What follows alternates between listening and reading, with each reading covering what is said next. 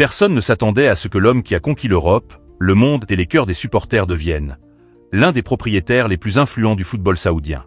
Cristiano Ronaldo. L'icône au record vertigineux n'est plus seulement le visage d'Al-Nasr sur les pelouses.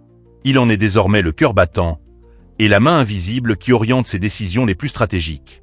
Tout a commencé dans un silence presque calculé. Pas de conférence de presse triomphale, pas de déferlement médiatique habituel. Juste une information lâchée par un journaliste saoudien respecté. Ronaldo possède désormais 20% des parts d'Al-Nasr. Une part immense qui fait de lui le plus grand actionnaire individuel du club.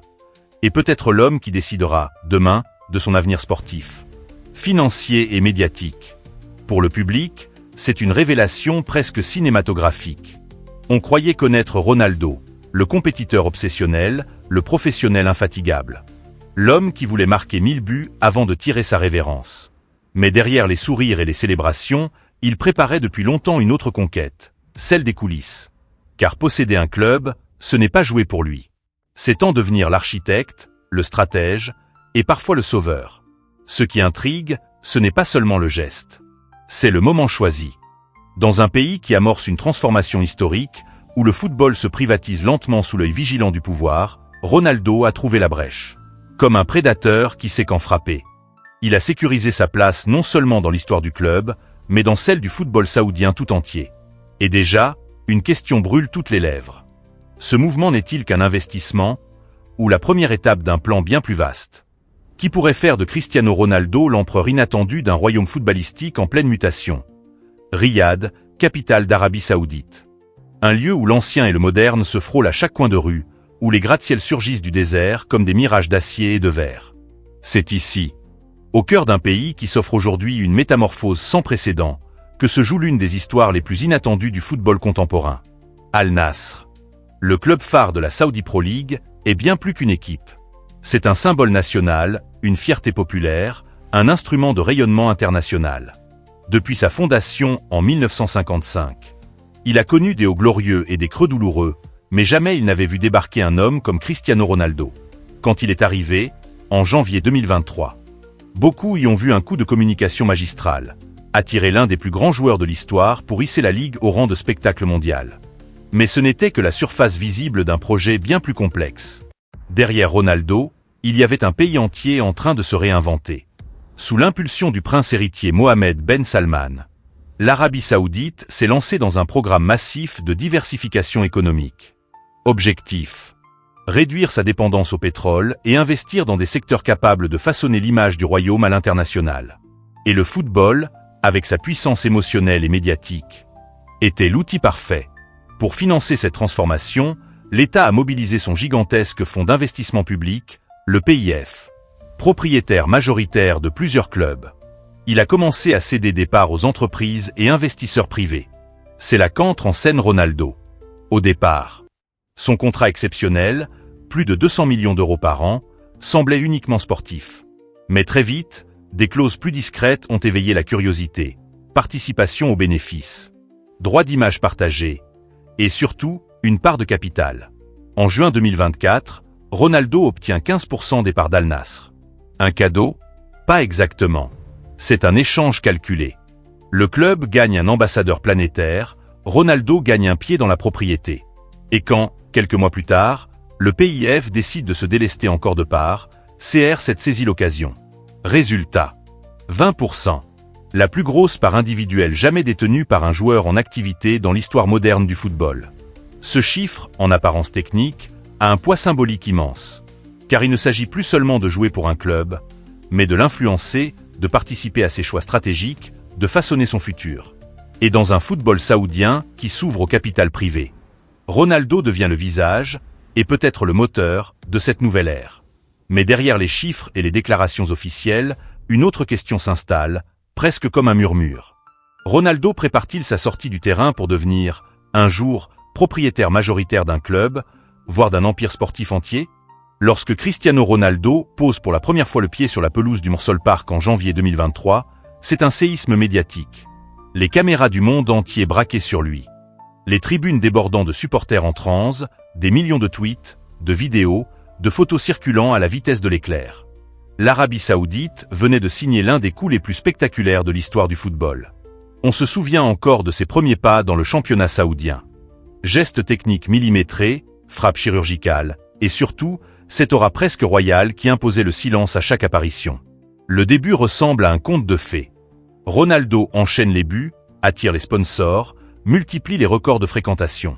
Les ventes de maillots explosent, le nom d'Al-Nasr se propage bien au-delà des frontières du royaume. Les médias locaux parlent d'une Ronaldomania qui dépasse de loin le simple cadre sportif. Les dirigeants du club le savent, leur pari est en train de payer. Mais très vite, l'idylle se teinte de nuances plus sombres. Les adversaires se renforcent, les attentes deviennent écrasantes. Chaque match se transforme en examen. En interne, des tensions émergent.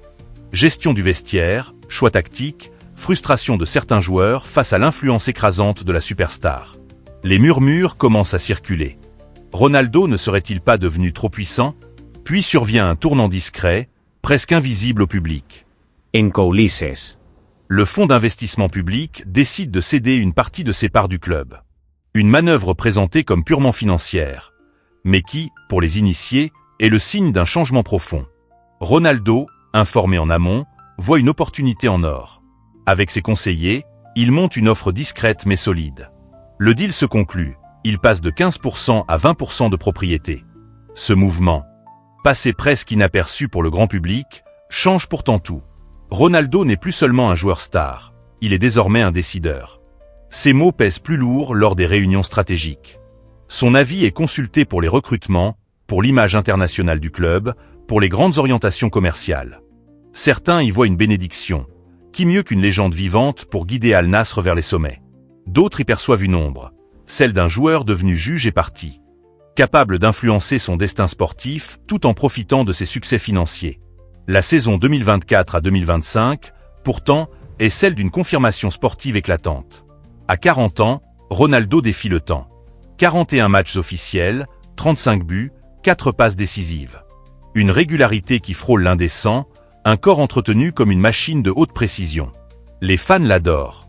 Les sponsors se bousculent, mais en coulisses, un sentiment étrange se développe. Car plus Ronaldo brille, plus la frontière entre joueur et propriétaire s'efface. Et c'est là que l'histoire prend des allures de drame à suspense. Jusqu'où ira-t-il? Ronaldo veut-il devenir le visage éternel d'Al-Nasr? Ou prépare-t-il une prise de contrôle totale pour transformer ce club en l'un des plus grands projets privés du football mondial? Les rumeurs commencent toujours comme un murmure. Un mot échangé dans un couloir du stade. Une confidence d'agent au détour d'un dîner privé, une phrase lâchée à demi-mot par un membre du staff. Puis, insidieusement, elle se propage, s'amplifie, et finissent par dessiner un récit bien plus complexe que ce que la façade officielle veut bien montrer. Au cœur de ce récit, Cristiano Ronaldo. Officiellement, il est devenu l'un des acteurs les plus puissants dans les coulisses du club. Et ce pouvoir, disent certains, commence à inquiéter. Des sources proches du vestiaire évoquent une influence tentaculaire. Choix des recrues validés par Ronaldo, directives sur le style de jeu. Avis prépondérants sur le marketing et la communication du club. Rien ne se décide sans que son nom ne soit mentionné. Un ancien joueur de la Ligue saoudienne, sous couvert d'anonymat, l'a confié. Ce n'est plus seulement un joueur, c'est le patron. Quand il parle, tout le monde écoute. Et puis, il y a cette révélation glaçante. Lors de la renégociation de son contrat, en 2024, Ronaldo n'a pas seulement exigé une revalorisation financière. Il a demandé, et obtenu, une part accrue du capital.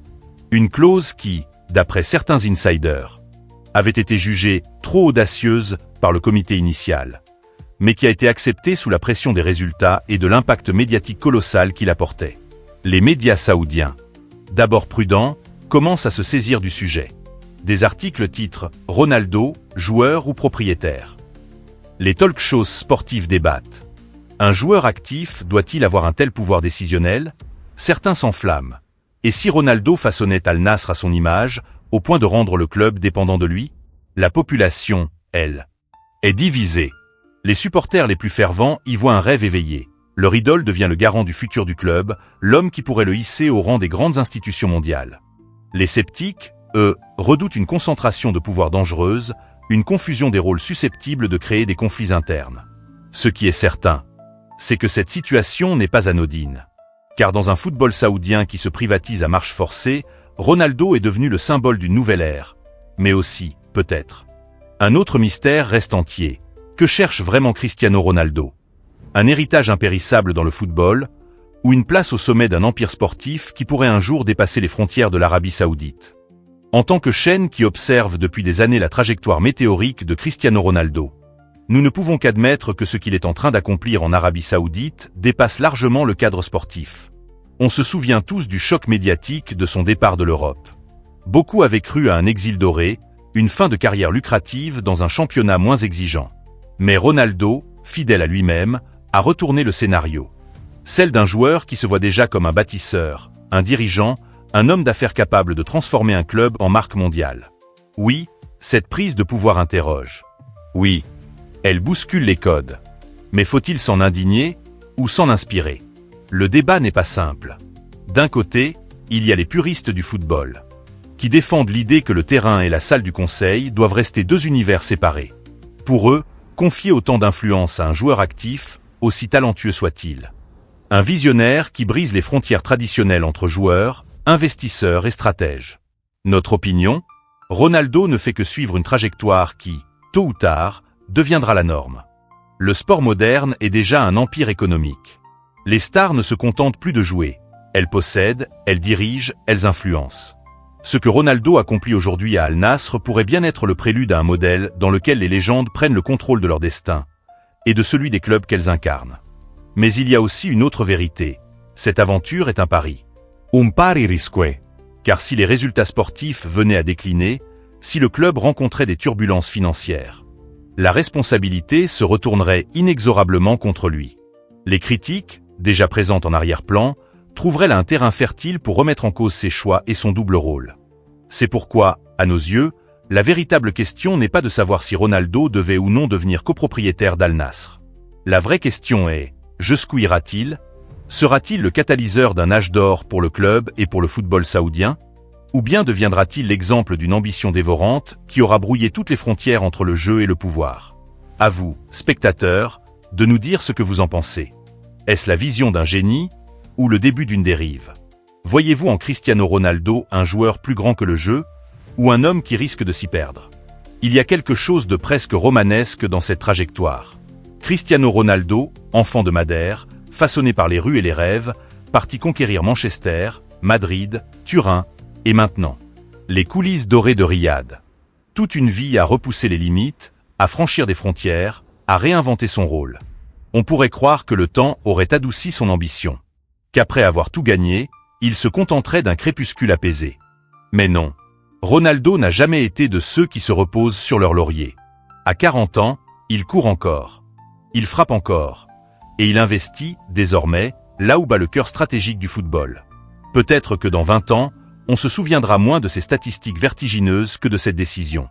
Devenir copropriétaire d'un club en pleine transformation, au moment précis où un pays tout entier redessinait son destin sportif.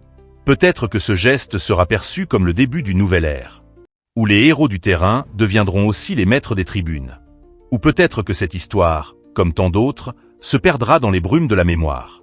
Qu'elle ne sera racontée qu'à demi-mot, entre initiés, comme un épisode fascinant mais discret de la vie d'un champion. Quoi qu'il en soit, nous avons été témoins d'un moment rare. D'un passage de témoin, mais à soi-même. D'un joueur qui devient patron, tout en restant joueur. D'un homme qui, jusqu'au bout, refuse de choisir entre ses deux visages. Certaines histoires n'étaient pas faites pour être connues. Mais maintenant, vous savez,